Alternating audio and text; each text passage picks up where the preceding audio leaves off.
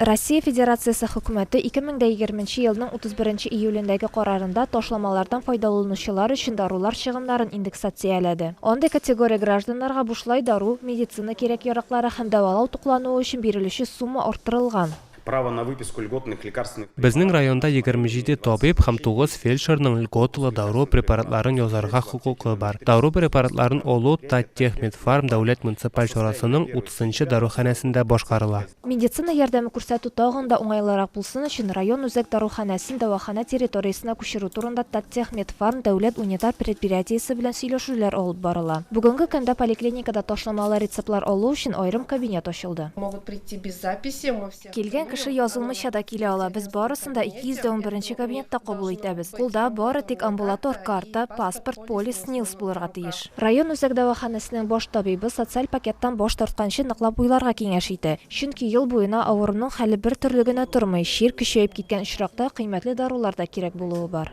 Дарулар, льготниклар безнең региональный льготы буенча ала и федеральный буенча алалар. Региональный льготникларга дару ойга бер тапкыр кайта, федеральныйга икегә бүленеп кайта инде. Ой башында и ойның 15-ннән соң.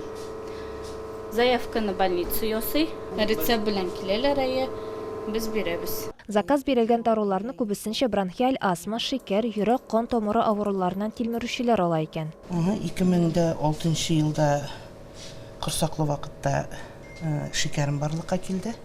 Бәбәйләгәннән соң шикәрем бетте дәген, от меня диттеләр. Аннан соң 2012 елда икенче балама узып, шунда тагын барлыкка килде шикәрем. Шуннан соң постоянно калдым инде. Астматик с детства. Класстан бeri уже 70-72-тән. Больницаларда йөрдем, аннары уже мәктәпне бетергәндә инвалидность бирделәр. Билгеле булганча, натураль ташламалар яки акчалата компенсация сайлау хокукын гражданнар елга бер тапкыр гына раслый ала. Гаризалар агымдагы елның 1 октябрына кадәр кабул ителә. Әгәр дә сез акчалата компенсация сайлагансыз һәм бер аздан аның дөрес булмавын аңлагансыз икән, социаль хезмәтләр җыелмасын алу хокукын кире кайтару мөһим. Моны исә пенсия фондына тиешле гариза биргәннән соң гына эшләп була. Адилә Шакирова, Марат Сабирҗанов, Татарстан яңалыклары.